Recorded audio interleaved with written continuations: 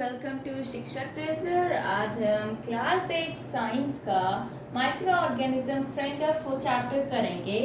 हमने पहले की एक वीडियो में इसके कुछ टॉपिक्स किए थे जिसमें हमने जाना था कि माइक्रो ऑर्गेनिज्म हमारे फ्रेंड कैसे हैं, फो कैसे हैं। आज हम आगे का टॉपिक करेंगे। जब हमने पहले बात की थी कि माइक्रो ऑर्गेनिज्म हमारे फो होते हैं तो वो हमें बहुत सारी डिजीज कॉज करते हैं।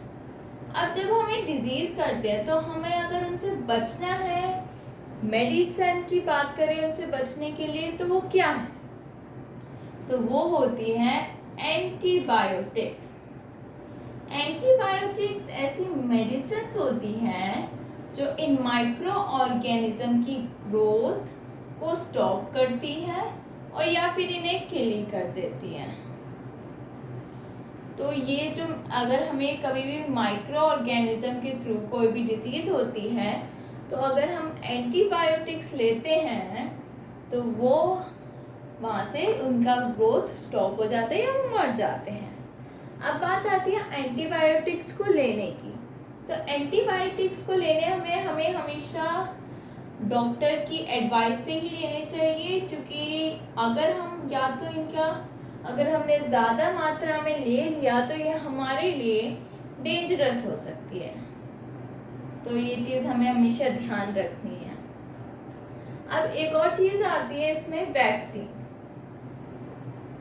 ये वैक्सीन क्या होती है? ये बनती है इन माइक्रो ऑर्गेनिजम्स की हेल्प से। अब क्या होती है, ये वैक्सीन ऐसे होते हैं, इसमें हमारी बॉडी में कुछ ऐसे माइक्रोब्स डाले जाते हैं जो लेस हार्मफुल होते हैं हमारी बॉडी के लिए। लेकिन जब ये माइक्रोब्स हमारी बॉडी में जाते हैं तो हमारी जो बॉडी होती है वो कुछ एंटीबॉडीज प्रोड्यूस करती है, और ये एंटीबॉडीज क्या करती है, इनसे साथ फाइट करती है। इससे क्या होता है, हमारा सिस्टम, इम्यूनिटी सिस्टम स्ट्रॉन्ग होता है, हमारी किसी भी बीमारी से लड़ने की क्षमता स्ट्रॉन्ग बनती है। अब हम इनके एक बार एग्जाम्पल्स की बात करते हैं। तो एंटीबायोटिक्स का एक एग्जाम्पल है पेनिसिलिन। ये एक साइंटिस्ट थे, अलेक्जेंडर फ्लेमिंग। उन्होंने ये जो एंटीबायोटिक है ये डिस्कवर की थी 1929 में। अब वैक्सीन की बात करते हैं। तो जब स्मॉल पॉक्स है, हमें पता है ये एक ऐसी एक डिजीज़ है जो माइक्रो ऑर्गेनिज्म से कॉज होती है। इसकी जो वैक्सीन बनी थी वो 1798 में बनी थी। एडवर्ड जेनर, ये भी हमारे एक साइंटिस्ट रहे हैं। तो ये तो बात हो गई एंटीबायोटिक्स एंड वैक्सीन की। अभी तो हमने बात की कि माइक्रो ऑर्गेनिज्म के डिजीज से कैसे प्रोटेक्ट हुए। अब हमने जब फो में ही बात कही थी कि हमारे ये फूड को स्पॉइल करते हैं। अब अगर ये फूड को स्पॉइल करेंगे तो अब इसका कौन सा मेजर है जिससे वो हमारा फूड प्रोटेक्ट हो? तो इसमें होते हैं हमारे कुछ प्रिजर्वेटिव्स। प्रिजर्वेटिव्स ऐसे कुछ केमिकल्स कहें या फिर कुछ ऐसे इंग्रेडिएंट्स होते हैं जो हमारे फूड को स्पॉइल होने से प्रोटेक्ट करते हैं। केमिकली अगर हम लगाएं तो बेसिकली दो होते हैं। एक होता है सोडियम बेंजोएट, एक होता है सोडियम बेंजोएट, एक होता है सोडियम मेटाबिसल्फेट। तो ये ऐसे कुछ केमिकल प्रिजर्वेटिव्स होते हैं जो हमारे कुछ फूड्स में डालते हैं ताकि माइक्रो ऑर्गेनिजम्स हमारे फूड को स्पॉइल होने से बचा सके। ये तो हमने बात की कुछ केमिकल प्रिजर्वेटिव। अब हमारे कुछ होते हैं नेचुरल प्रिजर्वेटिव्स, जिनमें सबसे पहले होता है हमारा सॉल्ट। सॉल्ट हम कॉमन यूज में से यूज करते हैं। और ये प्रिजर्वेटिव्स कैसे एक्ट करता है? जब भी हम फिश रखते हैं, हम फिश को स्टोर करते हैं, अगर हम फिश में सॉल्ट डाल के उसे स्टोर करेंगे तो फिश स्पॉइल नहीं होगी by the acting of micro organisms. अब होता है दूसरी शुगर।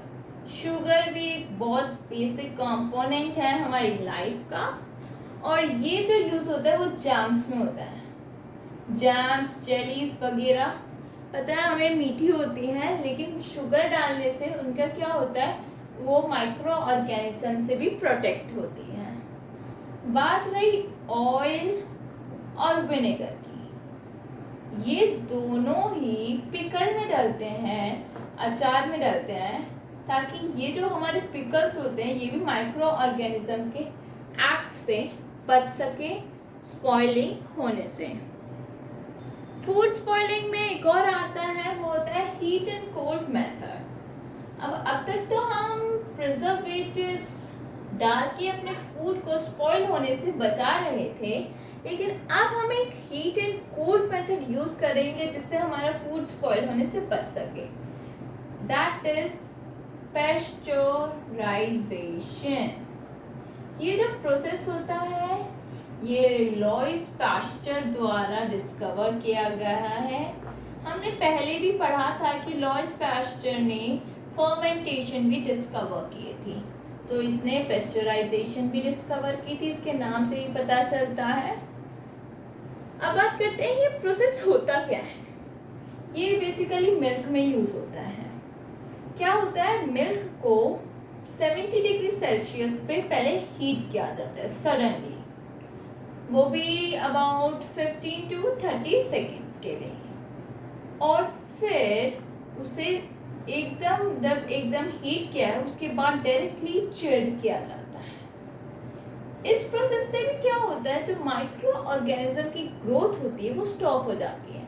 जो भी हम पैकेट्स में हमारे जो दूध आते हैं, अगर आप देखेंगे तो उसमें एक पेस्चराइजेशन का आपको पीछे बहुत इंफॉर्मेशन होती है, तो आप उसमें भी चेक कर सकते हैं। इससे क्या होता है, अगर आप उस दूध को डायरेक्टली भी यूज़ करेंगे तो वो आपको हार्म नहीं करेगा, क्योंकि वो already heat and cold method से माइक्रो ऑर्गेनिज्म की ग्रोथ के लिए स्टॉप हो चुका है।